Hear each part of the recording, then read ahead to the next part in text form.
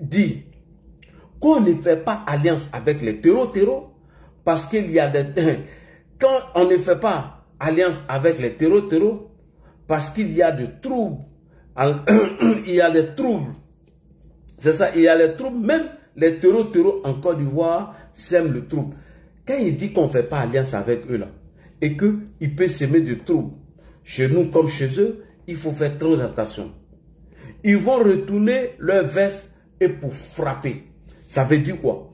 Que quand tu fais alliance avec les terreaux, ça veut dire que ça peut créer des troubles dans ton pays demain. Si demain, ils décident de se retourner contre toi, ils vont frapper dans ton pays. C'est un code que IB vient de donner. Quand il dit qu'on ne fait pas alliance avec les terreaux là, il est en train de dire qu'il veut créer des troubles chez vous. Parce que ceux dont vous avez signé pacte avec eux, quand vous n'êtes pas en mesure d'honorer à leurs engagements, ils vont frapper chez vous. Rappelez-vous des dernières attaques là. Qui a volé le bétail pour rentrer au Burkina? J'ai la vidéo. Ce sont eux.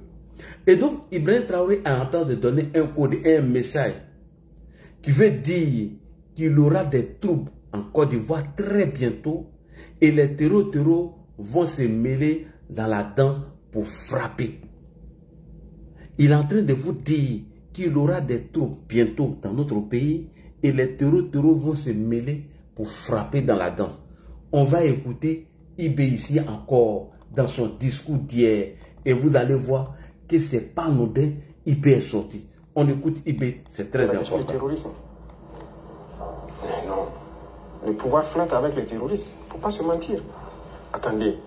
Croyez-vous vraiment que peut-être l'armée ivoirienne est tellement surpuissante que quand les terroristes les voient seulement, ben écoutez, cela il ne faut même pas les toucher, quoi que ce soit. Vous croyez à ça?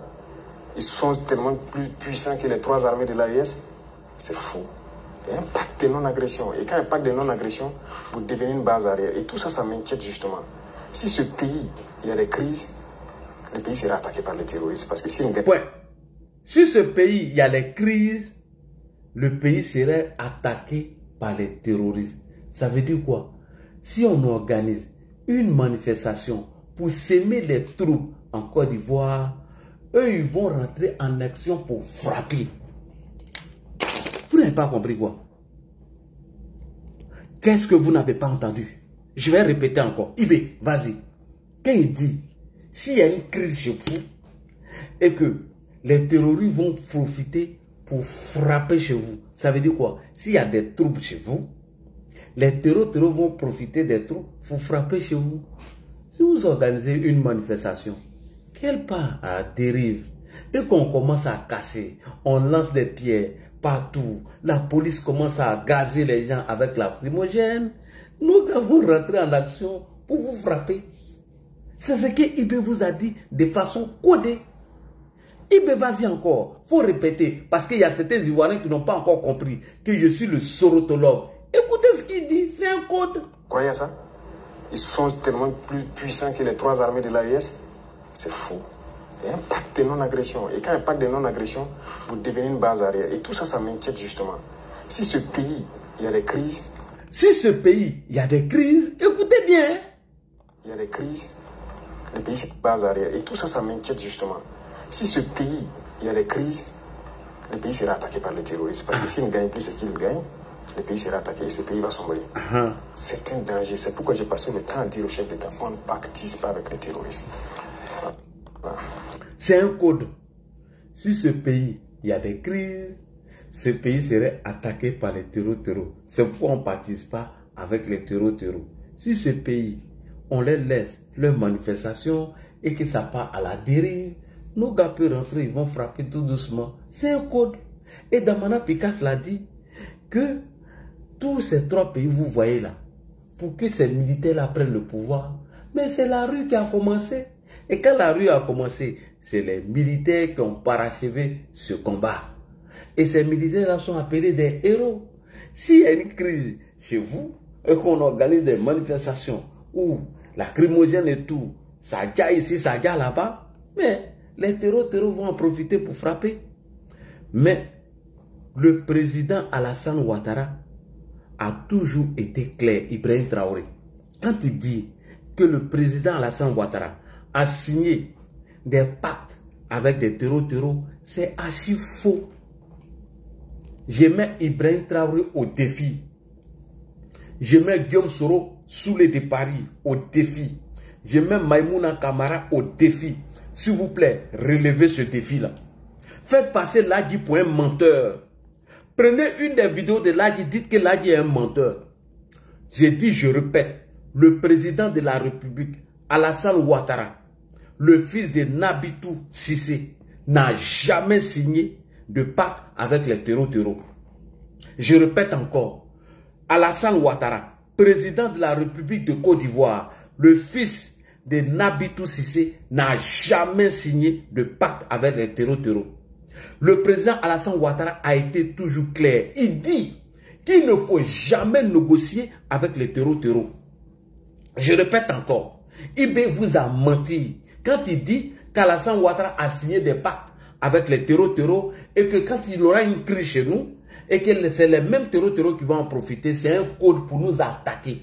C'est un code pour amener les gens dans les rues et ils vont en profiter. Et alors, moi je suis allé trouver l'interview d'Alassane Ouattara. Le président Alassane Ouattara a été toujours clair. Il dit qu'il ne faut jamais discuter avec les terreaux, il faut les bouter dehors. Je répète encore, le fils de Nabitou Cissé, président de la République de Côte d'Ivoire, son excellent Alassane Ouattara dit, et il a été clair, il dit qu'il ne faut jamais discuter avec les terreaux, il faut les bouter dehors. À quel moment Ibé a vu le président Ouattara signer des pactes avec les terreaux? Je vous rappelle, donc si le président Alassane Ouattara n'a jamais voulu négocier avec les terreaux quand il était le président de la CEDEAO, il était le président en exercice de la CEDEAO, il n'a pas accepté de discuter avec les terreaux. Ce n'est pas maintenant qu'il est président de la République de Côte d'Ivoire qui va accepter. Je dis encore, le président Alassane Ouattara n'a jamais voulu négocier avec les terreaux du Mali quand il était président en exercice de la CEDEAO. Le président Alassane Ouattara, il n'a jamais accepté de discuter avec les terreaux du Mali quand il était président en exercice de la CEDEAO. Mais,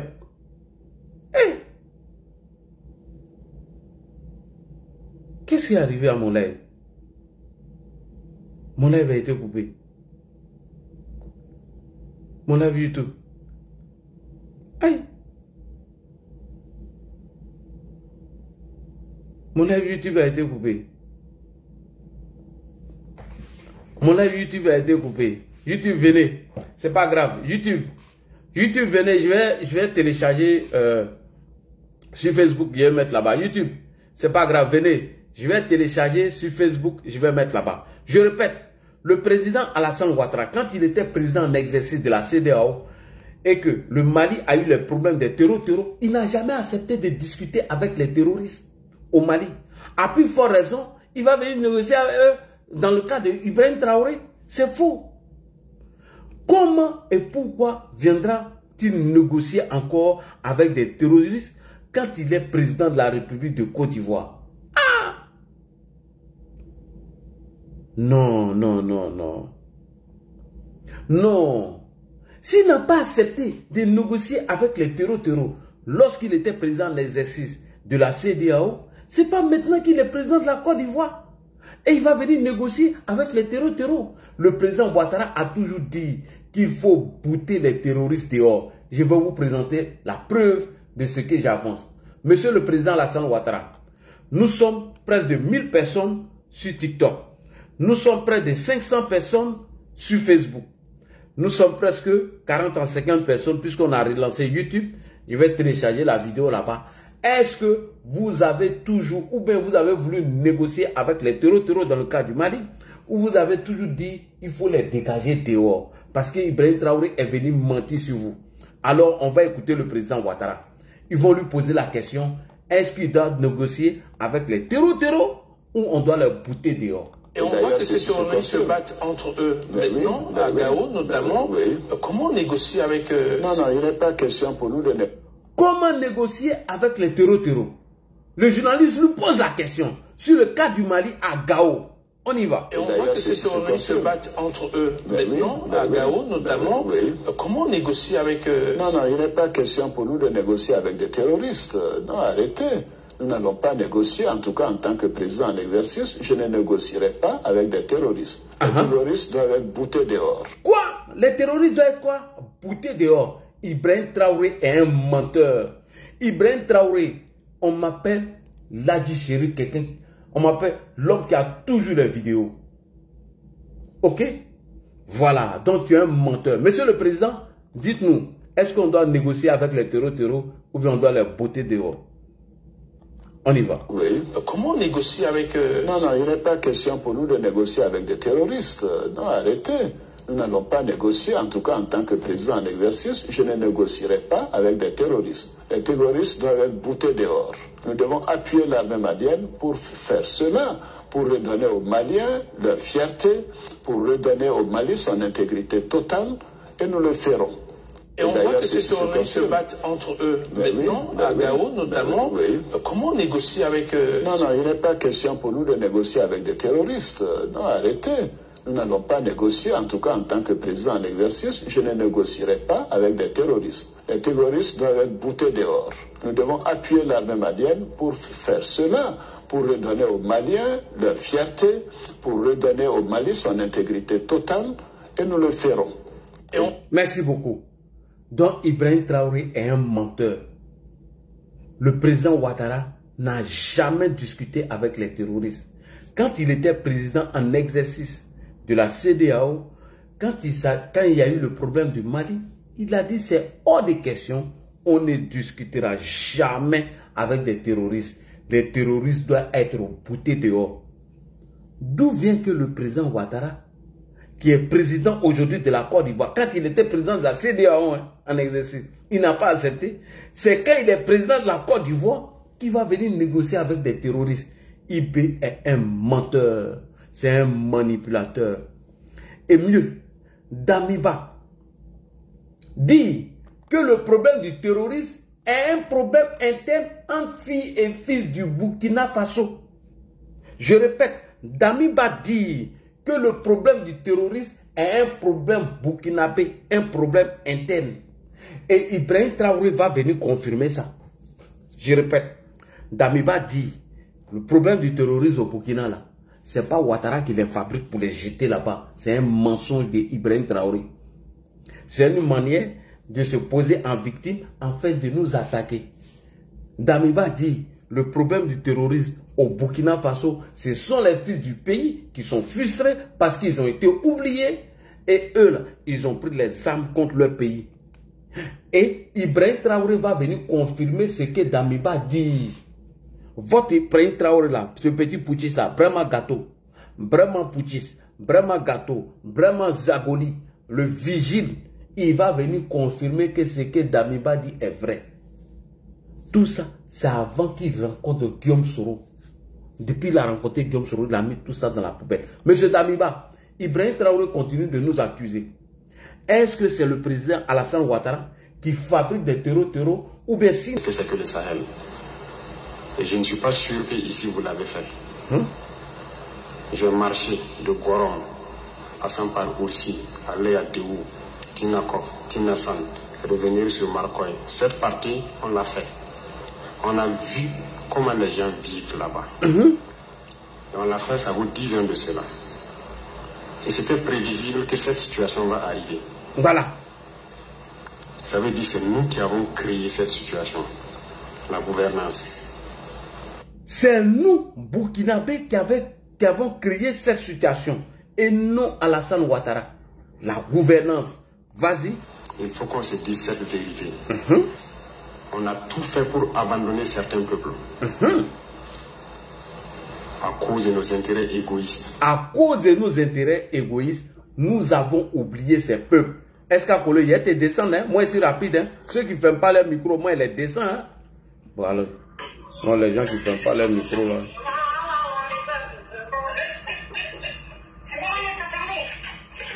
On y va. On ne pense qu'à nous. Comme jusqu'aujourd'hui, on voit les gens meurent ailleurs, mais à Ouagadougou, on fait la fête. On n'a aucune pitié pour l'autre.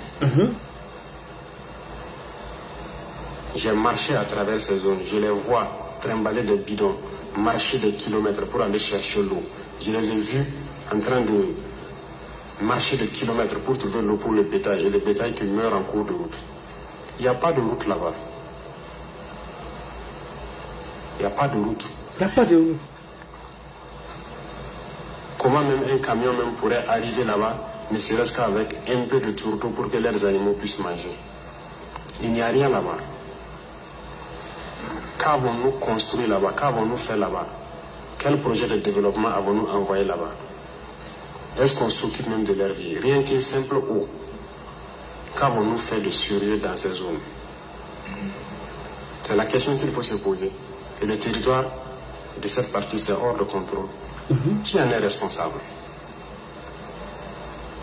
C'est nous. C'est nous. Il faut que chacun accepte ça. Nous avons toujours le slogan que c'est un pays pauvre. Vous êtes bien conscient que le pays n'est pas pauvre. C'est parce qu'on est méchant. Parce qu'on est méchant.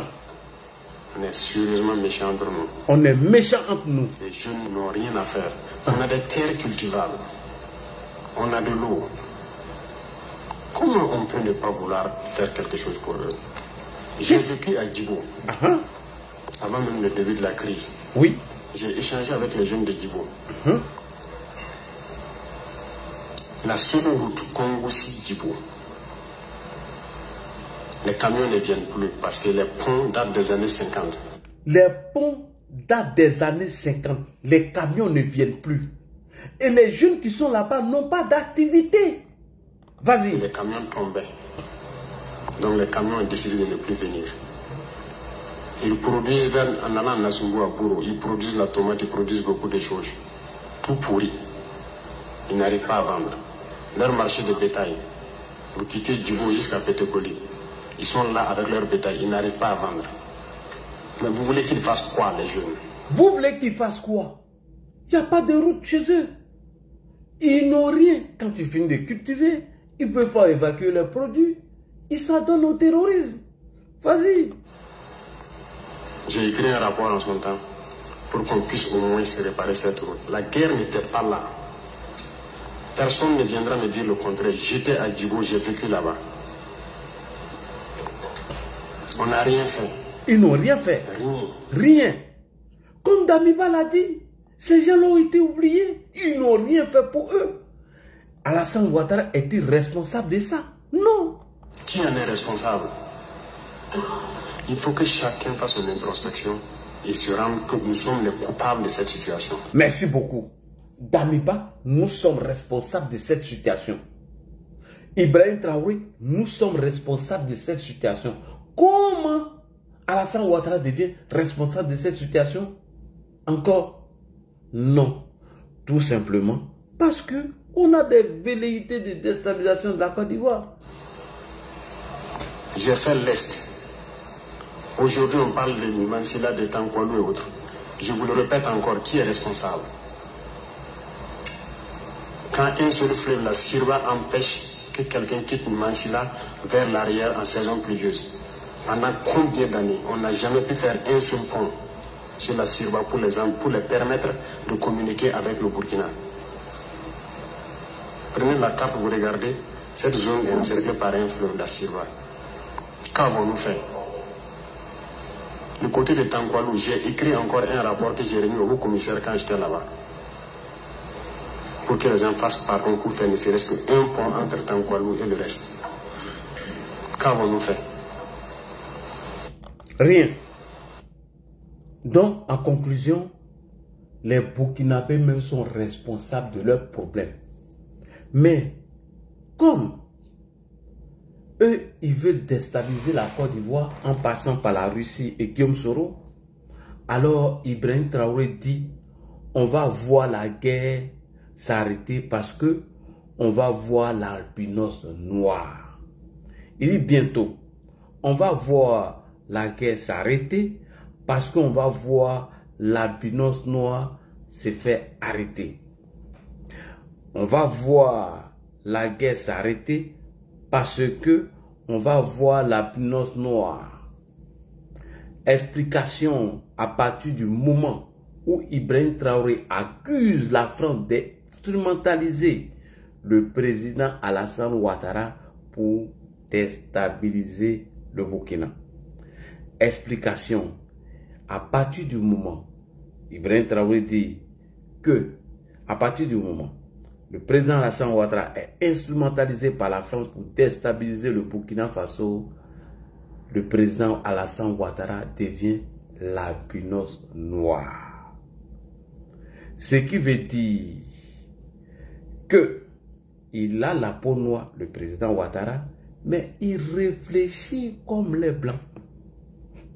Ce qui veut dire le président Alassane Ouattara a la peau noire, mais il réfléchit comme les blancs. Ce qui veut nuire à ses frères noirs. Le président Alassane Ouattara a la peau noire, il réfléchit comme les blancs, et c'est lui qui veut nuire à ses frères noirs. Pour preuve, Ibrahim Traoré dit qu'il n'a pas fait affaire à la population ivoirienne, mais il a plutôt affaire à ses dirigeants. Je suis en train de vous décortiquer le message de l'albinos noir. L'albinos noir, c'est le président Ouattara qui est instrumentalisé par la France pour déstabiliser le Burkina Faso. Le président Alassane Ouattara devient alors l'albinos noir. Ce qui veut dire que le président Ouattara a la peau noire, mais il réfléchit comme les blancs. Et c'est lui qui veut nuire à ses frères noirs. Pour preuve, Ibrahim Traoré a dit qu'il n'avait pas affaire à la population ivoirienne et qu'il avait affaire à ses dirigeants. Ma question, qui dirige la Côte d'Ivoire? Mais c'est bel et bien le président Alassane Ouattara. Donc, c'est un message codé qu'on vient de vous décoder. Si moi, Ladji, d'après eux, que je ne comprends rien, arrive à décoder le message de IB, ce n'est pas un citoyen lambda ou les services de renseignement qui n'ont pas décodé le message de l'albinos noir. Je reprends encore. Le message de l'albinos noir, ça veut dire on va voir la guerre s'arrêter parce qu'on va voir l'albinos noir. Explication. À partir du moment où le président, à partir du moment où Ibrahim Traoré accuse la France d'instrumentaliser le président Alassane Ouattara pour le déstabiliser, le président Alassane Ouattara devient l'albinos noir. Ce qui veut dire que le président Ouattara a la peau noire, mais il réfléchit comme les blancs. Et c'est lui qui veut nuire à ses frères noirs. Pour preuve, Ibrahim Traoré a dit ici qu'il n'avait pas affaire à la population ivoirienne, mais qu'il avait plutôt affaire à ses dirigeants. Et ma question pour vous les amis, qui dirige la Côte d'Ivoire? Mais c'est bel et bien le président Ouattara. C'est le discours de l'albinos noir. On écoute le discours de l'albinos noir de IB. Il était important de décoder le discours afin de vous comprendre, afin de vous amener à comprendre le discours de l'albinos noir. On écoute IB Cacao. Utiliser des armes mines au Burkina. Bien sûr. Nous avons la capacité intellectuelle. Il y a de la ressource. Il suffisait juste de chercher. Et voilà. Nous sommes là-dessus. Vous serez surpris sûrement. Monsieur le Président, cette guerre, est-ce que nous pouvons la gagner? Est-ce que nous allons la gagner? Est-ce que nous pouvons la gagner? Est-ce que nous allons la gagner, cette guerre? Nous ne pouvons que la gagner. Qu'est-ce qu'on fait? Soyez sûr, on n'est pas. Nous allons gagner cette guerre. Je vous ai dit la menace. Beaucoup. Mais nous nous adaptons. Et la force de l'armée burkinabé, c'est que c'est l'une des armées les plus résilientes au monde. La pression que le Burkina Faso a, et je ne pense pas que sur cette terre actuellement, il y a un pays qui a cette pression. Mais nous tenons, nos hommes se battent et nous nous adaptons constamment à la menace. Et nous comprenons d'où vient la menace, comment ça se manifeste, c'est ça le plus important. Et actuellement, je peux vous rassurer que bientôt, nous parlerons d'un albinos noir qui va apparaître. Et vous verrez. Ne me demandez pas de quoi il s'agit, je pense que vous comprendrez plus tard. La guerre va finir et très vite. La guerre va finir et très vite. Bientôt nous parlerons de l'albinos noir et la guerre va s'arrêter. Bientôt nous parlerons de l'albinos noir et la guerre va s'arrêter. Parce qu'on va voir l'albinos noir. Bientôt, nous parlerons de la l'albinos noire et la guerre va s'arrêter et vous verrez. Parce que pour lui, l'albinos noire, c'est le président Ouattara. Bientôt, ils vont parler de lui et comment la guerre va s'arrêter. On va le déstabiliser. Si on le déstabilise, nous allons parler de l'albinos noire. Parce que l'albinos noire, c'est le président Ouattara qui a la peau noire, mais qui réfléchit comme un blanc. Et c'est lui qui veut nuire au Burkina Faso parce qu'il est instrumentalisé par la France pour eux les déstabiliser. C'est pourquoi vous l'entendez toujours dire, je n'ai pas affaire au peuple ivoirien, mais j'ai fait affaire à ses dirigeants. Qui sont les dirigeants de la Côte d'Ivoire? C'est bel et bien le président Alassane Ouattara. Donc ton discours de l'albinos noire, on la connaît, on vient de la décortiquer. Nous ne sommes pas des Kawa. Ibé, tu as fait à des gens qui sont puissants. Le père de Makoso dit que c'est lui. Ibé Tomate à cacao a surnommé l'albinos noire. Vous n'avez pas compris. Très belle analyse. Qu'une France. Voilà, tu vois, non? C'est ça ma force. Tout le monde est content de mon explication. Si vous êtes content, mettez le cœur. Payez-moi maintenant 10 000 euros. Je répète encore l'explication de l'albinos noire.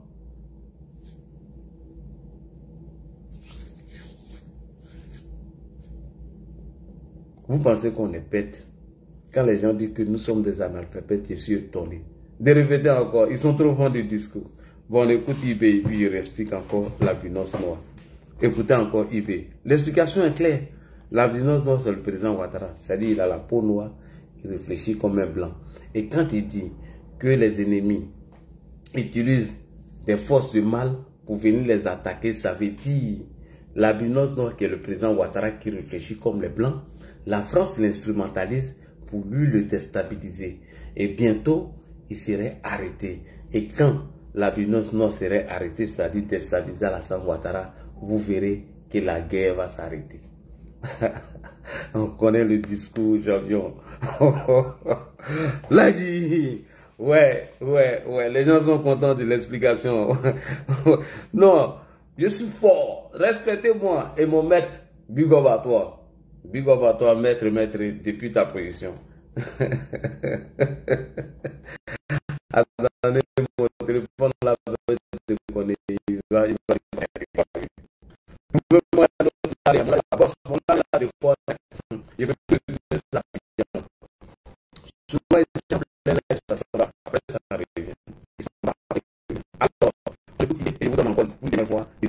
on va détail par détail. On écoute.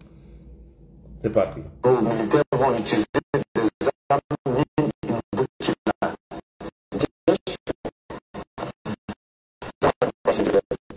vos militaires vont utiliser des armes.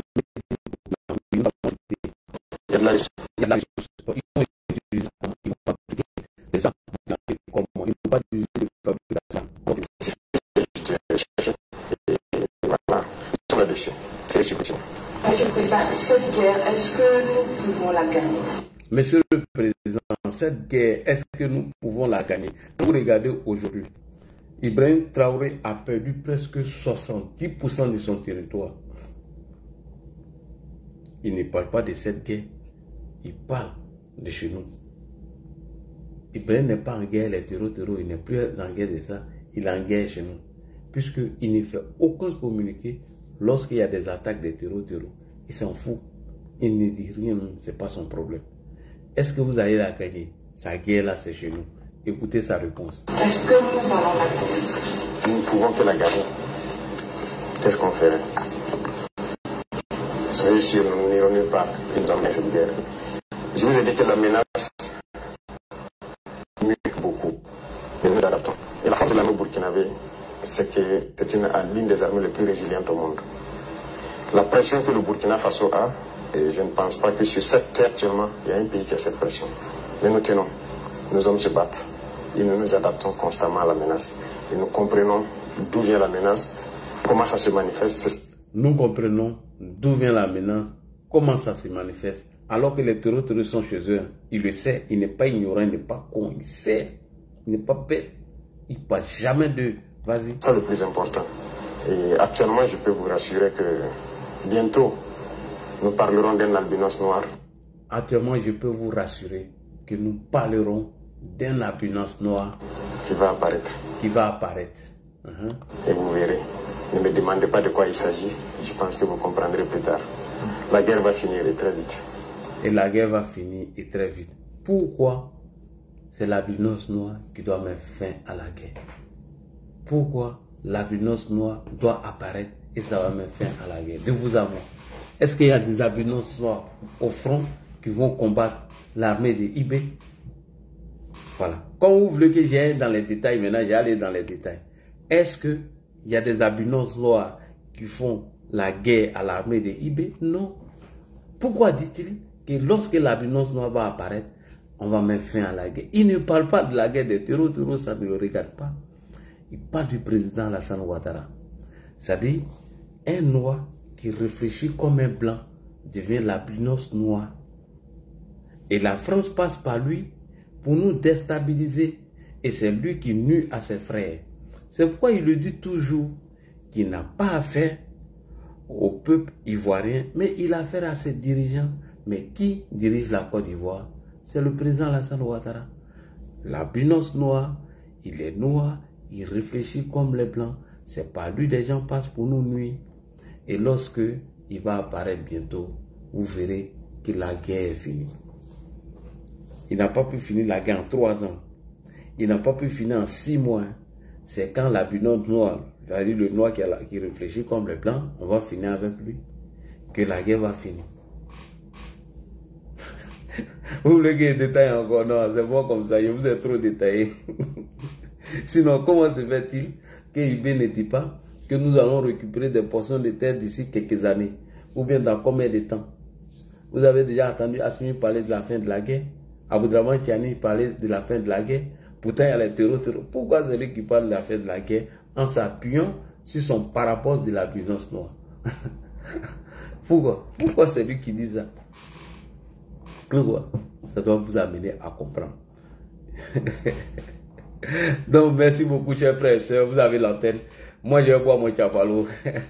Je vais boire mon chapalo. Vous avez l'antenne. Merci beaucoup, les frères. Sinon, je peux revenir. Hein. Vous voyez ici, Ibrahim a perdu plusieurs batailles. Voilà. Donc, alors, vous avez l'antenne. Qui prend l'antenne premier? Voilà un Traoré qui est devenu. Voilà un Traoré qui se cache. Il est devenu Khaled.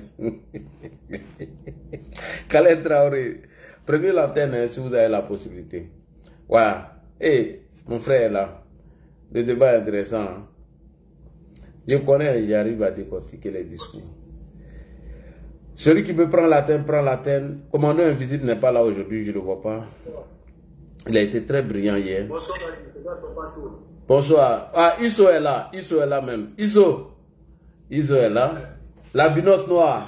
On va laisser Iso nous éclairer d'abord. Oui, on va laisser Iso nous éclairer sur l'albinos noir. Il a compris l'explication. Bonsoir Iso. Bonsoir, grand frère Ladi Chérif. Bonsoir, l'albinos noir.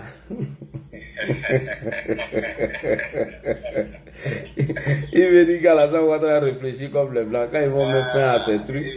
Avant d'arriver sur l'albinos noir, merci déjà pour ton analyse. Merci déjà pour l'éclairage que tu essaies chaque fois d'apporter au peuple ivoirien. Aussi à des Wanyis aussi cloîtrés et écroués mentalement. Cela étant dit, on a tous suivi la sortie d'Ibrahim Traoré au Burkina Faso concernant ces 3 ans à la tête de notre pays.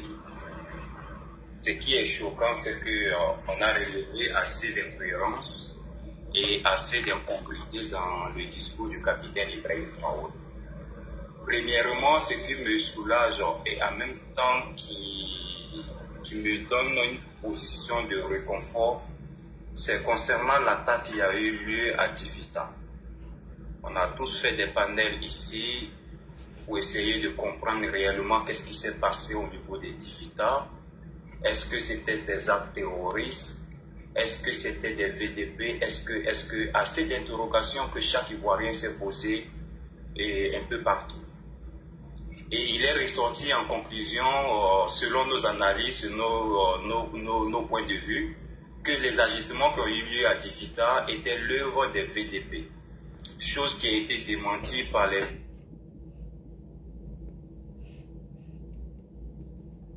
sur les réseaux sociaux, en nous faisant croire que les Ivoiriens ne sont pas suffisamment intelligents de comprendre que ce sont des terreaux qui sont en train de les attaquer. Et que c'est comme ça les modes opératoires. Ils ont même pris le cas de Mali et du Burkina, qu'à leur époque, ils étaient tranquilles, ils pensaient que le mal n'allait pas arriver au Burkina Faso, et que finalement ça a commencé comme cela, des petites attaques, et par la suite le Burkina s'est vu submergé par des terroristes. Cet argument tenait. On avait des positions de part et d'autre assez mitigées. Et à la sortie du capitaine Ibrahim Traoré, on comprend directement que réellement ce sont des VDP du Burkina Faso, les supplétifs d'Ibrahim Traoré qui l'ont attaqué au niveau des Difita. Ça, il n'y a plus de doute possible. Parce que suite à l'argument d'Ibrahim Traoré comme quoi la Côte d'Ivoire a signé juste un pacte de non-agression avec les terreaux. Logiquement, donc les terreaux n'ont pas le droit d'attaquer la Côte d'Ivoire, puisque ce pacte de non-agression est signé entre les autorités ivoiriennes et les terreaux. Tout ça pour pouvoir montrer l'inefficacité de l'armée ivoirienne, selon lui. Et brandir l'armée de l'AES étant comme une armée forte, solide, efficace sur le terrain. D'ailleurs, même dans l'audio que vous avez joué tout à l'heure, il a même dit que l'armée burkinabé est l'une des armées les plus redoutables dans le monde. Donc, on se pose maintenant la question à savoir, puisque la Côte d'Ivoire a signé un accord de non-agression avec les terreaux qui n'ont plus le droit de pouvoir juste violer cet accord-là, qui a attaqué la Côte d'Ivoire le 24 au 25 soir août 2025. C'est là où ça devient très intéressant. C'est là où on comprend que ce sont des VDP. Et nous avons dit ici, et bon nombre d'entre vous, selon vos analyses,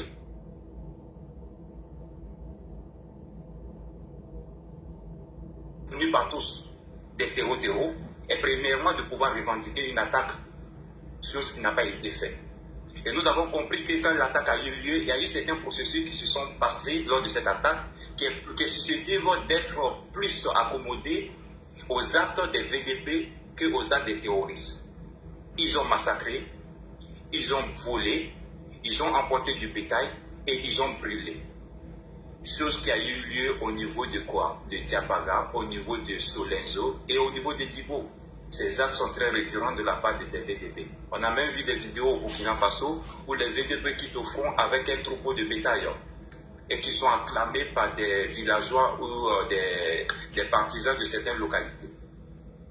Donc, l'argument vient d'être éclairci ou bien même d'être élucidé par le capitaine Ibrahim Traoré sur ce point-là pour dire que ce sont des VDP qui ont eu l'incursion au niveau de cette Côte d'Ivoire.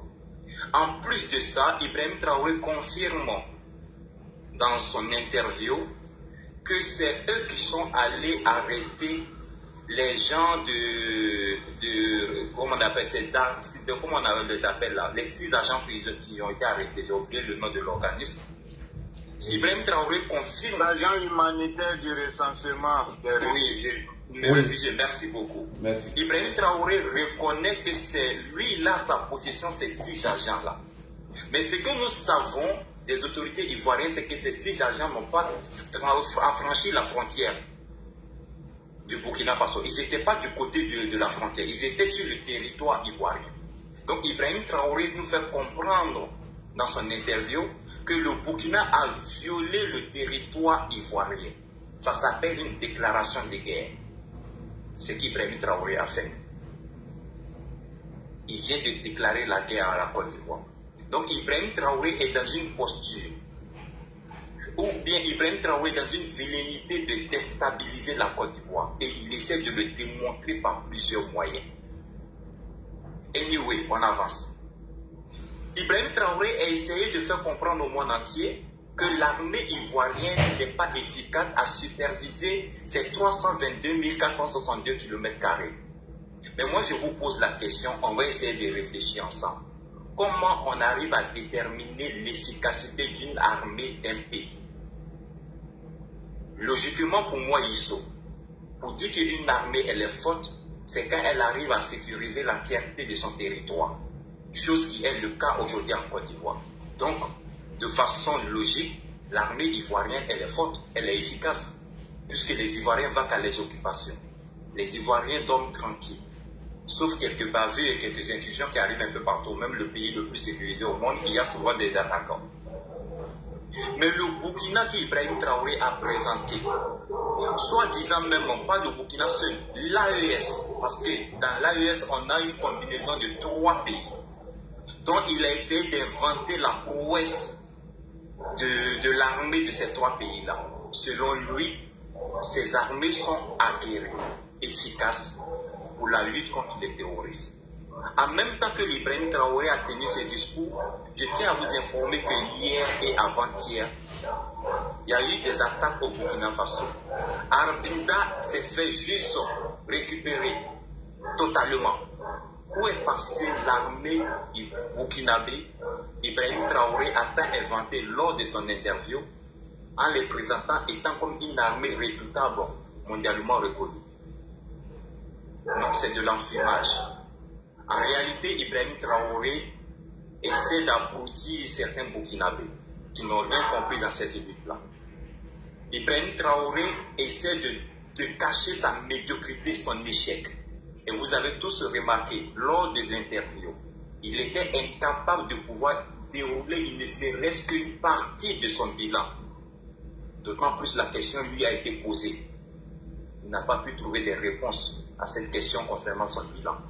Il a essayé de trouver des justificatifs en disant que c'est parce que, à son arrivée, les gens n'ont pas donné la possibilité de travailler et que d'autres personnes se sont approchées de lui en lui proposant d'autres aspects qui n'étaient pas lui son idéologie. Ce qui justifie le simple fait que lui, il n'arrive pas à atteindre les objectifs qu'il s'est fixés. Encore une fois de plus, de la fabulation, de l'enfumage aux yeux du peuple burkinabé. Mais au moment où il dit ça, il est incapable de dire au Burkinabé quelles sont ces personnes qui lui ont approché afin de pouvoir le stopper dans son élan de reconquête de territoire. Sachant que Ibrahim Traoré a eu le courage de dénoncer la France, de dénoncer les États-Unis, de dénoncer la Côte d'Ivoire, de dénoncer le Bénin. Mais quelles sont ces personnes qui l'ont approché, le stopper dans le processus de reconquête du territoire? Pourquoi il ne donne pas ces noms de ces personnes-là aux journalistes qui étaient présents? C'est de l'enfumage, encore une fois. Ce monsieur, il est en train de se foutre de la gueule des Burkinabés. Et comme on dit, chaque peuple mérite son dirigeant. Ça ne m'étonne pas aujourd'hui qu'on a à la tête de notre pays un malade mental. C'est aussi clair et net. Parce qu'il faut comprendre aussi qu'Ibrahim Traoré, il a des problèmes psychiques. Il a des troubles de mémoire. Et ça aussi, c'est une histoire qui est connue de tous. Mais regardez, tenez-vous bien. Ibrahim Traoré nous a dit en 2023, grand frère Ladi Chérif, lors de l'interview que vous avez tous suivi et vous avez même décortiqué avec le journaliste Ismaël Ouedraogo, là où la question a été posée s'il avait reçu des équipements de la Côte d'Ivoire et qu'il était vraiment entre le marteau et l'enclume, il était obligé de répondre, oui, il l'a reçu. Dans cette interview, il a été demandé à Ibrahim Traoré, quand il arrivait au pouvoir, qu'est-ce qui empêchait pour qu'il puisse vraiment aller très vite dans la reconquête du territoire. Il a dit que nous étions à l'introduction de cette guerre. Il a dit que, je vais vous dire la vérité, quand j'arrivais, j'avais moins de 200 Kalachnikov dans les soutes de l'armée burkinabé. Il a même dit que si les journalistes ne croient pas qu'ils peuvent aller visiter les casernes, ils vont comprendre qu'ils n'avaient pas de munitions ni de Kalachnikov. Là, dit Chérif, quand Ibrahim Kakao dit Ibé Lolo nous disait ça, il a dit au Burkinabé, je vous dis la vérité. Et le même Ibrahim Traoré, qui n'a pas changé d'un iota, de 2023 à 2025, il revient encore devant ce même peuple burkinabé et qui dit encore, cette fois-ci, je vais vous dire encore la vérité. Nous avons cru que cette vérité serait la vérité d'hier. Mais ce qui est paradoxal, ce qui est bizarre, ce qui est ambigu dans la démarche ou bien dans la vérité d'Ibrahim Traoré, c'est qu'il nous dit dans l'interview que cette vérité est que je suis venu trouver moins de 100 000 munitions et moins de 200 000 Kalachnikov. Un truc de ce genre dans l'interview. Oui. Cette vérité d'avant-hier et la vérité de 2023, grand frère l'a dit, chéri, laquelle de ces vérités est une vérité? Bonne question. Puisqu'on veut comprendre, parce qu'il a dit, je vais vous dire la vérité, ce que je suis venu trouver. En 2023, il nous a dit ce qu'il est venu trouver. Il a même invité les journalistes qui étaient sur le plateau d'aller visiter les casernes s'ils ne croyaient pas qu'il y avait moins de 200 Kalachnikov. Il revient en 2025, il dit, je vais vous dire encore la vérité. Je suis venu trouver moins de 100 000 munitions. Entre la vérité de 2025 et la vérité de 2023, qui ont pour même point de repère, qu'est-ce que vous êtes venu trouver? La réponse est différente. Dans cette vérité, quelle est la vérité que nous, peuple burkinabé, nous devons croire? Est-ce à dire qu'Ibrahim Traoré nous a menti en 2023? Point d'interrogation. Si tel est le cas, est-ce à dire qu'en 2025, il nous dit la vérité? Quelqu'un qui a osé nous mentir en 2023 ne nous mentira pas plus encore en 2025? C'est des questions de Burkinabé, on doit se poser. Mais aucun Burkinabé n'a eu le courage de se poser cette question-là. Et tous ces journalistes vendus qui sont allés poser des questions à Ibrahim Traoré ont oublié de poser des questions aussi pertinentes à Ibrahim Traoré. Voilà des journalistes qui se voient aujourd'hui, les confrères, les frères de métier se font enlever. Des journalistes qui voient aujourd'hui des citoyens burkinabés se font enlever nuit et jour. Ici, je citerai qui? Yasmine Bassolé, Kalifara Serré, Odilon, Alain Alain, Ebe Bayala. Il y a tellement la liste, elle est longue.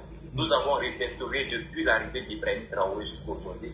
Nous sommes à plus de 75 personnes enlevées, ceux qui sont connus. Des cyberactivistes, des journalistes, des avocats et bien d'autres citoyens lambda.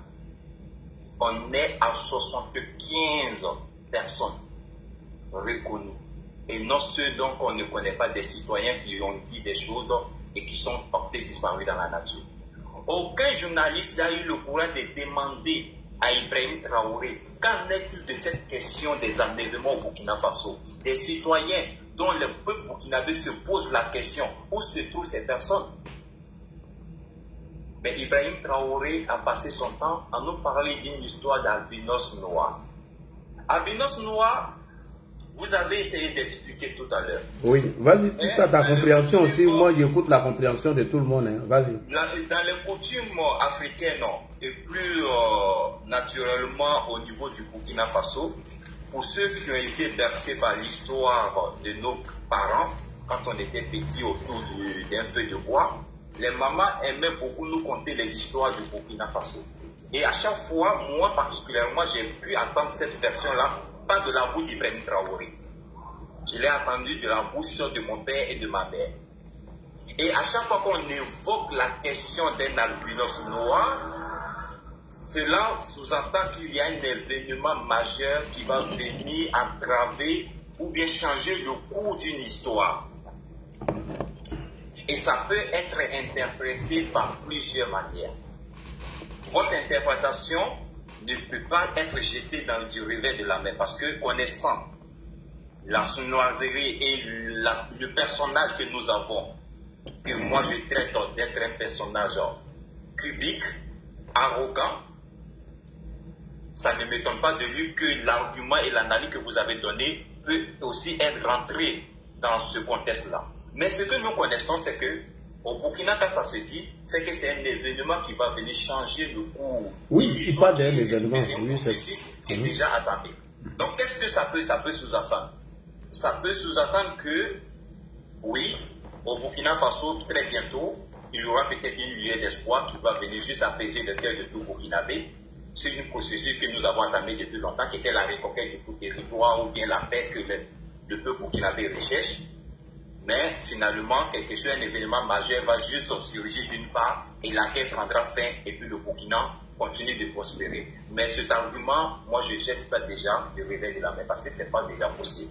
Ça c'est de un. De deux, ça peut être interprété comme, aussi, moi je peux le dire, hein, comme juste un événement majeur qui va venir, peut-être Yabré va déléguer Ibrahim Traoré un bon matin.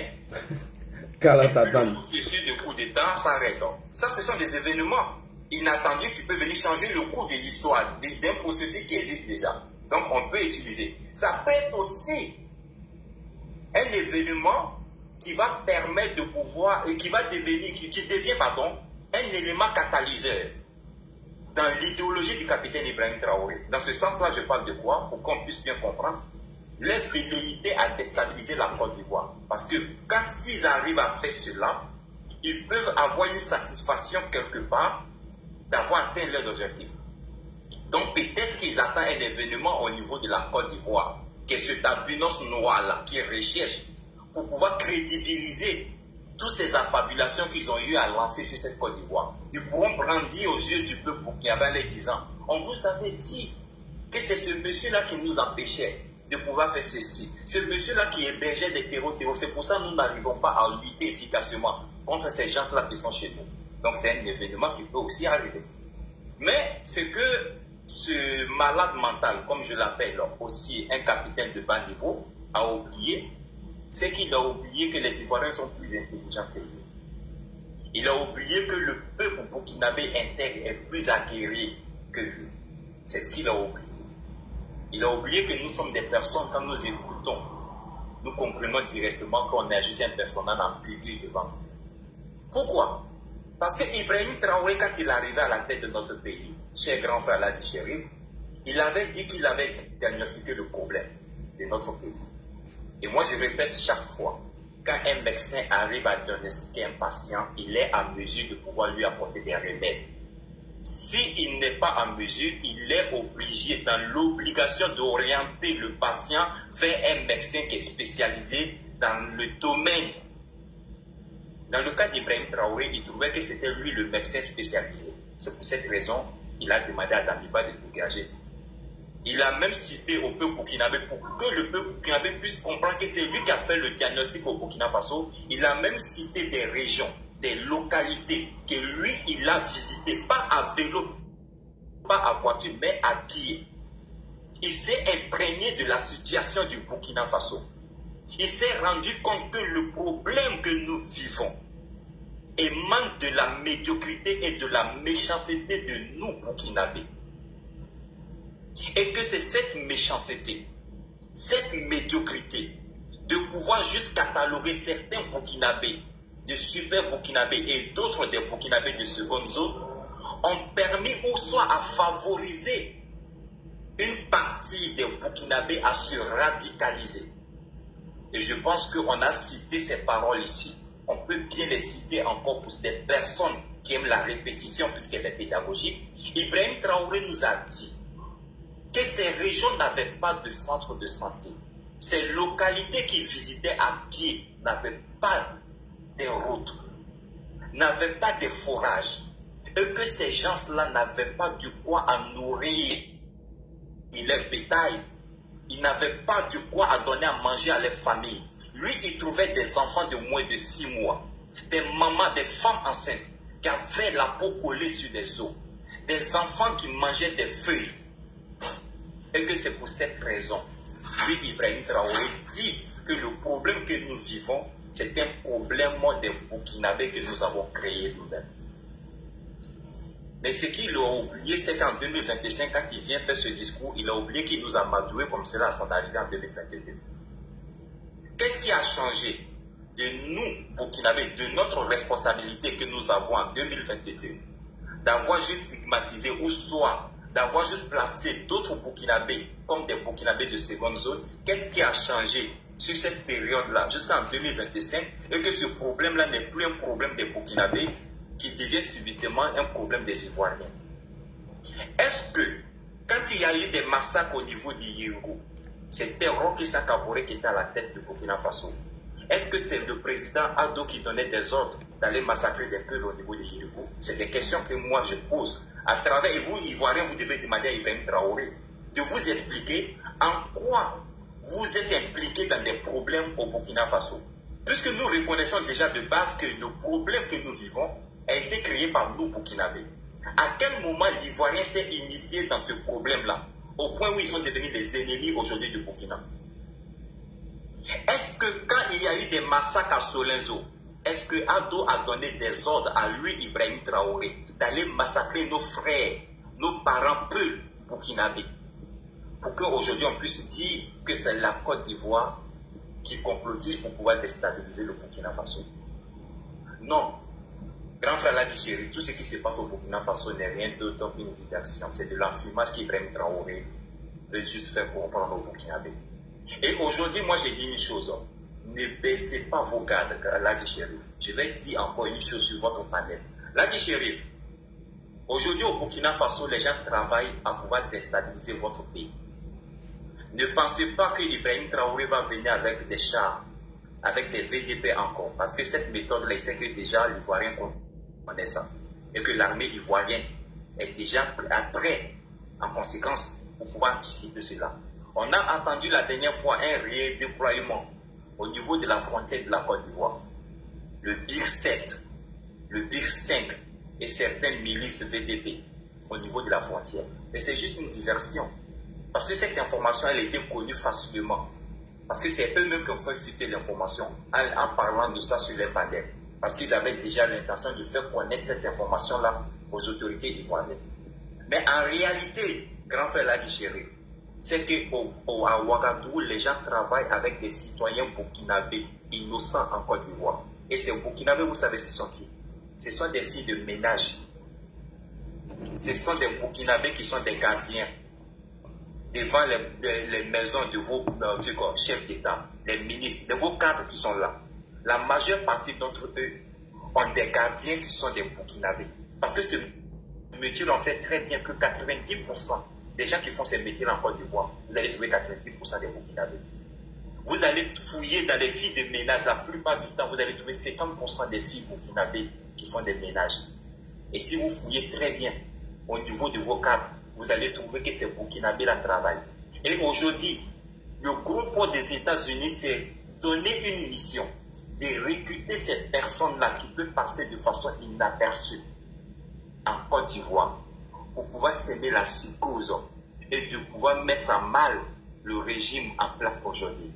Et la méthode, c'est quoi? C'est la méthode de Chris Yapi qui a consisté à pouvoir juste vilipender le ministre de la Défense de la Côte d'Ivoire, notre cher Néténé Brahima, en le traitant du mot que vous connaissez, que celui qui élimine complètement ses frères. Quand ils vont aboutir à cette méthode-là, ils vont essayer maintenant de renverser encore la situation pour dire que le régime en place a été d'éliminer des cadres, parce que ces cadres-là sont susceptibles de ne pas être d'accord sur la mandature ou bien la candidature du 4e mandat de Prado. Et c'est sur ça qu'ils sont en train de travailler. Je vous jure, il y a une blogueuse burkinabé du nom de VDP du Sahel. Je vais répéter ça encore sur vos panels. Prochainement, quand elle va rentrer en Côte d'Ivoire, demandez à vos autorités, demandez à la PSCC d'interpréter cette fille. Elle est rentrée en Côte d'Ivoire le mois passé. J'ai arrêté des super activistes ivoiriens. Dites à la PSCC d'arrêter cette fille-là. Cette fille-là a déjà démontré sur les réseaux sociaux, avec la photo de votre président, de dire qu'ils vont tout faire. Les mêmes propos qu'Ibrahima Maïga, le groupe des États-Unis, tient. Elle a fait passer ses propos sur ses panels. Cette fille est rentrée en Côte d'Ivoire, elle était à Bobo. Elle allait même à la plage en Côte d'Ivoire, elle s'est filmée. Elle allait dans des maquis en Côte d'Ivoire. Elle a écrit sur son poste, l'opération se poursuit. Et cette fille, elle est ressortie de la Côte d'Ivoire sans qu'on l'interpelle. Je vous dis... Fallait m'informer, je ne sais pas au courant. J'ai envoyé l'information à comment on appelle, à Bougo. J'ai envoyé l'information à Piqué. J'ai envoyé l'information à Éléphant du Ciel. J'ai demandé à tous ceux-là de faire un coup de Dieu, de rentrer en contact avec qui ils veulent en Côte d'Ivoire. Dès que j'ai reçu l'information des sources crédibles, j'étais le premier à arrêter ces cyberactivistes ivoiriens. Je ne sais pas comment ça s'est passé. Cette fille, elle est ressortie. Et quand elle est rentrée encore, elle a fait panel pour dire à ses frères qu'elle n'est plus en Côte d'Ivoire, elle est hors de danger de ne pas s'inquiéter. Et oui, elle n'a pas affiché son image. Je vous dis, grand frère Ladi Chéri, elle était à Bobo. À Bobo, pourquoi elle est partie à Bobo? Parce qu'on a des super activistes burkinabés qui sont en Côte d'Ivoire. dont on ne connaît pas les localités, les quartiers. Mais d'autres disent qu'ils habitent à Bobo. Ils ont envoyé cette dernière-là pour aller faire des enquêtes. Et je vous dis, c'est des personnes comme ça qu'Ibrahima Maïga a en train de recruter. Ne soyez pas étonnés quand vous voyez Ibrahima Maïga chaque fois qui parle de vos ministres, de vos cadres, en disant que tel cadre a renvoyé telle personne, tel cadre a renvoyé telle personne. Et ces personnes qu'ils ont renvoyées là, fouillez bien, ce sont des Burkinabés. Si on dit qu'ils ont renvoyé juste un gardien, regardez ce gardien-là, il était de quelle origine? De Burkinabé. Ce sont ces mêmes Burkinabés-là qui rentrent en une boîte d'Ibrahima Maïga aux États-Unis en donnant les informations. C'est les mêmes Burkinabés que les 4 Ivoiriens pensent qu'ils viennent, voilà, parce que c'est des boulots qu'ils peuvent faire ça facilement. C'est ces mêmes Ivoiriens-là qui reçoivent, des mêmes Burkinabés qui reçoivent les 500 000, 200 000 de la part de Maïga et qui filment des images des habitations en Côte d'Ivoire et qui envoient à Maïga. Sinon, Maïga n'est jamais, c'est pas un fantôme, il n'est jamais en Côte d'Ivoire. Il s'invente que oui, il est partout à la fois. Non, il est partout à la fois parce qu'il a des espions. Il est partout à la fois parce que les Burkinabés que vous êtes en train de négliger, que vous pensez qu'ils ne sont pas un danger, c'est ce Burkinabé-là qui donne les informations à Maïga. Et faites très attention, moi j'ai dit ça pendant tout ce temps. Grand frère Hadi Chérif, demandez à vos autorités. Je ne sais pas pour quelle raison, oui, de façon diplomatique, Aldo c'est quelqu'un. C'est un grand homme. Ce monsieur, je ne doute pas. C'est quelqu'un qui a la connaissance, c'est quelqu'un qui sait gérer les crises. Mais s'il vous plaît, si vous pouvez fermer les frontières jusqu'à un nouvel ordre, jusqu'à ce que ce capitaine de bas niveau là puisse dégager, il faut le faire. Cela il va de la survie de votre pays. Ces gens-là ont fait une promesse. Ces gens-là ont juré de pouvoir déstabiliser votre pays par tous les moyens. Ces gens-là ont dit soit c'est vous, soit c'est eux. Vous avez tous vu la sortie de Kémi Séba. Hadi Chérif, Kémi Séba, ça fait sa deuxième sortie comme cela. La première sortie, c'était au temps de Damiba. Il avait même fait la même prophétie. Il a dit que Damiba serait renversé. Il a dit qu'il y a des fils dignes qui vont revenir récupérer le pouvoir dans la main de Damiba. Damiba a été renversé. Ce même petit béninois raté de Kémi Séba ressort encore une fois, dit que oui, il y a des souverains, des libérateurs qui vont prendre la Côte d'Ivoire en compte, que très bientôt d'ailleurs, qui vont venir libérer la Côte d'Ivoire par le bien de certains Burkinabés. Il affirme clairement.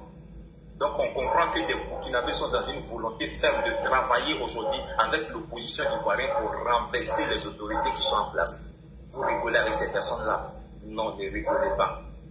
À l'heure actuelle où je vous parle, la fraternité que vous êtes en train de dire entre le peuple burkinabé et le peuple ivoirien, vous devez faire très attention. Grand frère Hadi Chérif, je vous dis l'hypocrisie des Burkinabés résidant en Côte d'Ivoire. Si vous avez remarqué dès le début de cette lutte-là, moi je vous répète tous les jours que les Burkinabés là sont hypocrites. On a essayé de me calmer pour dire que oui, bon, entre eux veulent faire des marches. Non, grand frère, personne ne veut les empêcher. Rappelez-vous qu'en 2010, quand l'article 125 était voté contre nous là, et on nous chassait comme des chiens, comme des animaux, et on nous brûlait avec pétrole brûlé, il y avait des représentants burkinabés qui sortaient, qui donnaient des interviews pour expliquer comment leurs frères sont chassés dans des localités, vers Voie, vers Lakota, vers un peu partout. Mais ces mêmes représentants là, est-ce que vous vous êtes posé la question depuis cette cabale d'injures, de victimisation, d'insultes, d'accusations sur la Côte d'Ivoire? Est-ce que vous avez déjà vu une sortie de la part de ces mêmes représentants, que ce soit de la communauté Moussi, il y en a en Côte d'Ivoire, la communauté Bissa, il y en a en Côte d'Ivoire, la communauté Goussi, il y en a en Côte d'Ivoire, ils sont partout. Vous prenez la ville de Divo que moi j'ai grandi, vous allez voir des chefs qui sont représentants des Moussi, des Bissa. Et quand j'étais là-bas, quand j'étais élève, on organisait chaque année des événements pour pouvoir juste nous rappeler d'où nous venons. Ça ne se passe pas toujours en Côte d'Ivoire et à Divo plus précisément. Aucun représentant de ces Burkinabés n'a pris sa caméra un jour ou bien son téléphone un jour, fait une vidéo, se désolidariser des agissements du capitaine Ibrahim Traoré. Aucun d'entre eux n'a pris son téléphone un jour d'avoir des propos de paix pour rappeler même à l'ordre les enfants qui sont en Côte d'Ivoire, qui font des vidéos pour narguer le peuple ivoirien, pour insulter la Côte d'Ivoire. Aucun d'entre eux ne le font pas. Là, vous savez pourquoi ils ne le font pas? Parce qu'ils sont d'accord à 1500% des agissements du capitaine Ibrahim Traoré. Je vous dis aujourd'hui, si ces gens-là pensent qu'ils sont vrais, si ces gens-là pensent que réellement ils aiment la Côte d'Ivoire et qu'ils sont dans une terre d'hospitalité, c'était le minimum qu'ils pouvaient faire de reconnaissance envers ce peuple-là qui nous a tendu la main, envers ce peuple-là qui nous a défendu hier. J'ai reçu une dame sur mon panel aujourd'hui. Là, j'ai pleuré. Cette dame ivoirienne a perdu ses doigts avant de défendre une cause noble. Et cette cause-là, c'est laquelle? C'était de défendre un Burkinabé qui se faisait frapper par des policiers parce qu'il avait présenté sa carte consulaire qui était chaude. Cette dame a témoigné sur mon panel parce qu'elle revenait, elle a vu quelqu'un, ils ont arrêté. Ils sont en train de le bastonner, elle demande. On dit là des traits burkinabés et que la carte qu'il a présentée, c'est une carte consulaire burkina. Cette dame s'est interposée, les policiers l'ont bastonné jusqu'à elle a perdu ses doigts. Là, elle était sur mon panel aujourd'hui. Elle dit son propre fils qui a 22 ans aujourd'hui utilise son histoire pour faire des exposés en Côte d'Ivoire. Pour expliquer comment sa mère s'est battue pour une cause noble. Hier où les Burkinabés se sont vus stigmatisés, marginalisés. Mais ce même Burkinabés, ils sont où aujourd'hui? Pour pouvoir lever la voix, pour reconnaître qu'en Côte d'Ivoire, ils étaient choqués, ils étaient traités de tous les noms. Et qu'il y a un seul homme du nom du président, son excellence, le docteur Alassane Ouattara, qui est venu donner cette lueur d'espoir à ce peuple-là. Là où on avait perdu toute confiance. Moi-même, je parle ici, je suis témoin oculaire. Je savais comment je quittais sur les rails pour venir à Divo, qu'il y a 17 km de Divo. Il y avait plus de 15 corridors sur la route. Je savais comment je cachais les petits billets que mon père me donnait pour aller juste fréquenter à Divo. Je savais comment je cachais ça. Je savais comment je n'avais pas le droit de présenter ma carte consulaire dans des corridors. Soit j'avais 1000 francs pour payer sur chaque corridor, soit j'allais recevoir ce qu'on appelle le traitement inhumain. Ça, je l'ai reçu. Personne ne peut m'expliquer l'histoire. Où sont passés ces Burkinabés aujourd'hui qui ferment leur bouche sur toutes ces accusations aussi mensongères qu'Ibrahim Traoré a fait de faire au Burkina Faso, sur cette Côte d'Ivoire qui nous a donné cette stabilité aujourd'hui. Je suis allé en Côte d'Ivoire en 2024. J'ai parcouru les mêmes 17 km, je n'ai pas trouvé corridor sur la route. Je suis allé en Côte d'Ivoire en 2024. J'ai vu cette Côte d'Ivoire-là, Divo que j'ai vu où moi je suis né, j'ai grandi. Je suis allé trouver mes parents burkinabés là. Ils parlent comme s'ils sont chez eux au village au Burkina Faso. Ils sont tranquilles. Ils font tout ce qu'ils veulent. Mais pourquoi nous sommes hypocrites, nous burkinabés? Tant que nous n'avons pas assumé d'avoir dénoncé certaines choses, c'est que nous sommes d'accord des agissements du capitaine Ibrahim Traoré. Et dans ce sens-là, moi je dis à ces parents-là, quand vous n'aimez pas un pays, la seule chose qui reste à votre portée, c'est de prendre vos baluchons, de prendre vos 4 femmes, vos nombreux enfants, partez à la gare de SPK, prenez vos tickets, le ticket le moins cher. Vous avez duré en Côte d'Ivoire, vous avez plus de 40 ans, 50 ans pour tout. Vous n'allez pas me dire que c'est 25 000 ou 40 000 francs qui vous manquent. Payez vos tickets, rentrez au Burkina Faso. Allez-y vous asseoir aux côtés d'Ibrahim Traoré. Là où aujourd'hui vous pouvez mener dignement ce combat-là. Vous pouvez soutenir Ibrahim Traoré. Mais tant que vous trouvez qu'Ibrahim Traoré n'est pas sur la bonne conduite, ayez le courage de sortir et de dénoncer. Parce qu'aujourd'hui, Ibrahim Traoré, c'est ce qu'il est en train de faire. C'est sur ces Burkinabés, Ibrahim Traoré compte pour pouvoir renverser la Côte d'Ivoire. Parce qu'Ibrahim Traoré sait au fond de lui qu'il y a bon nombre de ces Burkinabés qui sont prêts aujourd'hui à découdre avec ce régime en place. Je ne sais pas pour quelle raison. Moi, je me pose des questions. Qu'est-ce que ce régime a fait à ces Burkinabés-là pour qu'aujourd'hui, ils puissent haïr ce président-là qui les a donné aujourd'hui la vie, où hier, d'autres les arrachaient la vie.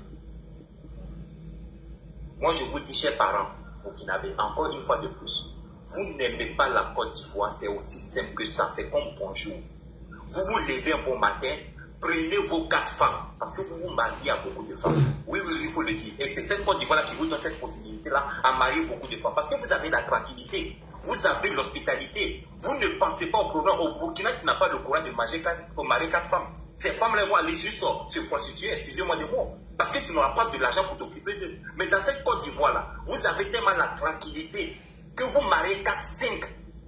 Parce que vous savez que ces derniers-là peuvent aller au champ, faire juste un petit parcelle, ils vont cultiver le riz ou bien quelque chose. Même si vous ne les donnez rien, ces femmes-là vont jamais venir vous demander 5 francs pendant 45 ans de mariage.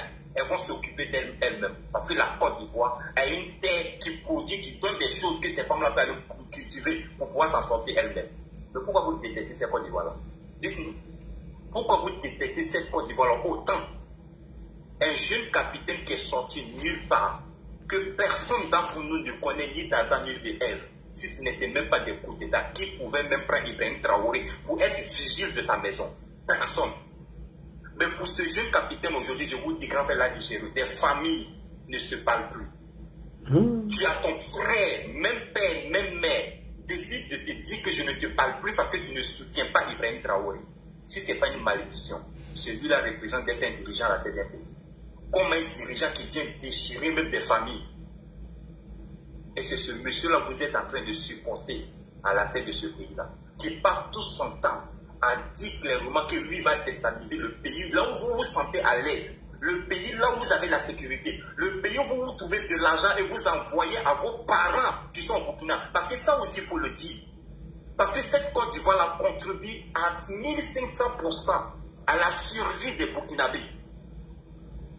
Si on demande à chaque parent en Côte d'Ivoire combien vous envoyez à vos parents au Burkina Faso par jour, c'est des milliards et des milliards qui sortent par les Orange Money, les Wave pour rentrer au Burkina Faso.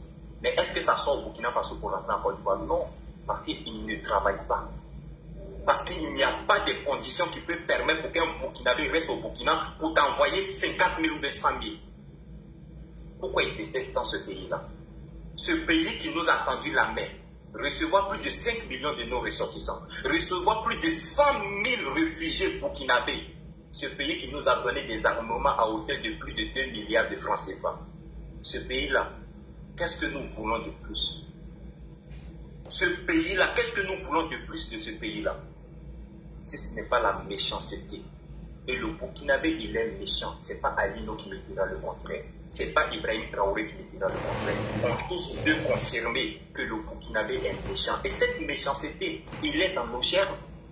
Cette méchanceté, ils sont en train de le prouver par plusieurs manières aujourd'hui. Parce qu'aujourd'hui, nous avons décidé, là où je vais chuter, de fuir notre responsabilité, de reconnaître que par notre médiocrité, par notre méchanceté, nous avons stigmatisé aujourd'hui une communauté, qui est la communauté Peu. Je répète encore une fois, il n'y a aucune guerre qui a été imposée au Burkina Faso, grand frère Ladji. Aucune guerre n'a été imposée par quoi que ce soit, par un Occident. Non, c'est faux et archi faux. Nous avons créé notre guerre nous-mêmes. Nous avons décidé de faire du Burkina Faso opération zéro peu. Et c'est Ibrahim Traoré qui l'a fait. Il a été le catalyseur pour accélérer ce processus. Sinon, nous savons tous très bien que l'opération Irigou, la massacre d'Irigou, n'a pas commencé sur lui. Mais les Burkinabés, tellement ils sont méchants, ils n'ont pas demandé à Roch Christian Kaboré de rendre justice à ce qui s'est passé à Irigou. Ils ont fermé les yeux. Pourquoi? Parce que ce n'était pas leur communauté qui s'est vue massacrée. Parce que ce n'était pas les Moussis qui se sont vus massacrer à Irigou. Parce que ce n'était pas des Bissa. Parce que ce n'était pas ma communauté Kourisi. C'est pour cette raison qu'ils ont fermé les bouches. Parce que c'était des peuples. Parce que pour eux, le peuple ne vaut rien. Et vous êtes étonnés que cette communauté se voit à son sein des jeunes fiers, dignes, de dire on ne va jamais se laisser stigmatiser à ce point-là, et qui se sont radicalisés. Et vous trouvez que ce n'est pas une cause qui est noble. Si c'était lui-même le capitaine Ibrahim Traoré, il allait prendre des armes. Si c'était moi, Yisso, ma communauté s'est vue stigmatiser comme ça, j'allais prendre des armes. Moi, je dis ça tous les jours à qui veut l'entendre. Si je vois des vidéos où on rentre en Réo et on massacre des Koursis, et je vois des enfants de moins de 6 mois, de moins de 2 ans, qui se font cribler de balles, la tête explosée, moi, Isso, je deviens radical. Est-ce que ça, là, j'ai besoin de cacher à quelqu'un? Parce que c'est des êtres humains, c'est ma dignité qui compte ici. Et vous reprochez à ces peuples aujourd'hui de ne pas se défendre. Là où ils sont en train de revendiquer quelque chose de droit que lui, Ibrahim Traoré, même a répondu hier. Mais tant que ce peuple burkinabé ne va pas s'assumer et de se regarder droit dans les yeux, de se poser les véritables questions, en se disant que nous allons passer à une réconciliation sincère, nous allons demander pardon publiquement à toutes les communautés peuples au Burkina Faso, que nous sommes désolés des massacres que nous avons eu à commettre sur les parents. Et nous, tôt ou tard, nous allons faire ça. Que les Burkinabés veulent ou pas, qu'ils vont imposer ça à Ibrahim Traoré ou pas, nous allons demander pardon. Moi, j'ai dit ça aujourd'hui, qu'il n'ont pas sur un tracalbin déposé. Nous, Burkinabés, nous allons présenter nos excuses sincères à la communauté peuple. Sinon, nous n'allons jamais reconnaître la paix. Là, je le dis encore une fois, ils sont plus nombreux que nous. Ils sont plus intelligents que nous. Ils sont plus riches que nous. Ils sont répartis dans 25 pays au niveau de l'Afrique. Ils sont partout dans ce monde. Aujourd'hui, ils sont plus de 25 millions d'habitants.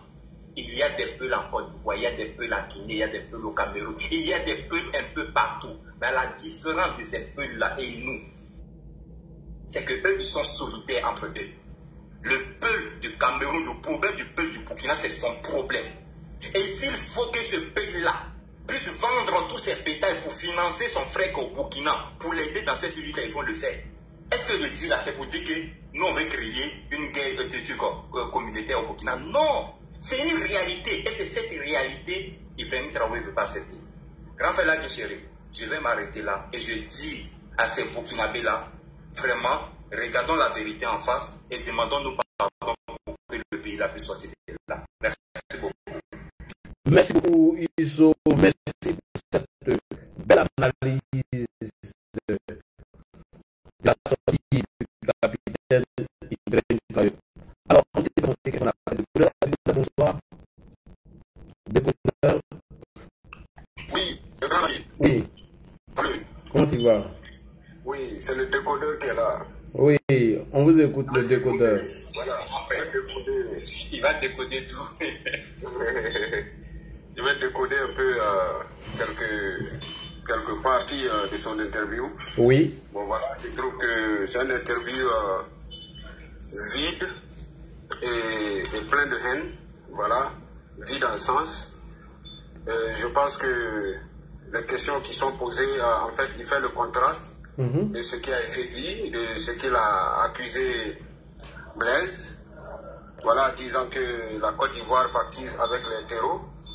Bon, là, c'est comme si tu disais à quelqu'un que tu es sûr que la personne va se noyer, mais ce n'est pas ton souhait. Alors, là, il y a une malhonnêteté qui est là. Et en plus, venir dire aux gens d'une histoire d'albinos noir, je pense que albinos noir, pour tous ceux qui savent, voilà, ils ont un nom, hein. Il ne veut pas appeler le nom de la communauté. Sinon, il sait de quelle communauté, de quel nom il veut dire. Tous les Africains savent ce que ça veut dire. Donc, et revenir nous parler de l'impérialisme, c'est vraiment blasphémé. À moi, je pourrais le dire. Voilà, Ibrahim Traoré, c'est comme deux personnes qui font la bagarre. Tu vois, là, dit, toi et moi, on est là, on fait la bagarre. En temps, je comprends que toi, tu es plus fort que moi, je ne te moyen pas. Isso vient pour nous séparer, moi j'accueille Isso. Et puis je te laisse. En fait, c'est ce que Ibrahim Traoré est en train de faire. C'est-à-dire, l'ennemi en face, il ne le moyen pas. Donc, il faut passer, accuser ceux-là même qui sont prêts à t'aider, qui sont plus proches de toi, qui cherchent à résoudre le problème. Mais lui, il ne voit pas la chose comme ça. Il n'est pas venu de toute façon pour régler ce problème. Quand il est venu, son premier discours, il a bien dit qu'en quelques mois, certains militaires sont devenus des milliardaires. Bon, moi, ça me dit, moi j'analyse, hein. Voilà, ça veut dire déjà, voilà, il a cette soif de devenir milliardaire. Voilà, le fait de s'asseoir au front et puis voir Damiba dans des costumes, aller sur les stades de l'ONU et tout. Mais il trouve que c'est pas normal, quoi. Voilà, il faut que lui aussi vienne prendre ce pouvoir parce que c'est pas la logique. Mais cette interview, pour finir par là, moi je ne vais pas parler beaucoup. Je vais vous dire ce qui se passe. Ibrahim Traoré avait prévu de partir à la session de l'ONU pour aller se pavaner avec sa tenue son pistolet à droite, ses gants, parler comme Sankara, faire ses discours à la patte en guerre. Mais il a oublié une chose. Il a fait partir des représentants de l'ONU du Burkina, 2 femmes. Alors, tu vas venir faire quoi chez eux? C'est impossible. Oui. Du moment que tu chasses même des représentants de l'ONU de chez toi, qu'est-ce que tu vas aller faire à l'organisation de l'ONU pour aller dire quoi là-bas? Donc, il a envoyé son premier ministre, mais comme c'est quelqu'un qui veut toujours être à la une, il savait que le premier ministre allait le nettoyer sa lumière. Donc, il faut sortir tout de suite, faire une interview pour faire le buzz, pour effacer le premier ministre qui est parti à l'ONU. En fait, c'est ce qu'il voulait. Lui, il voulait, ça là, c'est à l'ONU, il devait faire ça, mais il n'a pas pu. Donc, voilà un peu la mentalité d'Ibrahim Traoré, quelqu'un qui cherche toujours à manipuler et à toujours être intéressant au vu des gens sans apporter rien. Il n'y a aucun bilan. L'or du Burkina est vandalisé, personne ne sait où ça va. Les taxes sont toujours là. Bon, si tout va bien, mais qu'il parte en Côte d'Ivoire, au Mali, au Ghana, qu'il fasse revenir les ressortissants. Au moins, là, on saura que tout va bien au Burkina. Que les 30% qui restent, qu'il récupère. C'est ce qu'on attend de lui. On n'attend pas trop de grands discours. Et moi, je vais paraphraser par là. Et là, du shérif, avant les élections, je pense que du moment que ces gens-là sont là, toujours indexés, et les pauvres gens qui sont là-bas, qui sont des terreaux, voilà, parlant des réfugiés, avant les élections, je pense que c'est mieux. Il faut dire ça au gouvernement. Il faut sécuriser ces gens-là, ces rapatriés, ces déplacés qui sont chez vous, là, les 80 000 là. Il faut une mesure de sécurité autour de eux tous, avant les élections, pour être sûr, parce que le sorcier profite toujours. Et si possible même de bien être sûr qu'il n'y a rien là-bas, quoi. Tu vois ce que je veux dire, non? Oui. Contrôler tout minutieusement, voilà. Faut pas cacher quelque chose là-bas et puis après on va dire, ah, vous avez dit c'était eux les terroristes. Non. Faut être sûr, bloquer, fermer le périmètre, propre. Voilà, c'est ce que j'ai à dire. Merci beaucoup, là, du chéri. Merci beaucoup, le décodeur. Waouh, t'es vraiment un décodeur. Ah oui, je suis fier, vraiment, merci beaucoup. Merci à Yousso. Oui, médiateur Didi, tu voulais prendre la parole? C'est à bout en haut. Oui, bonsoir, là, bonsoir.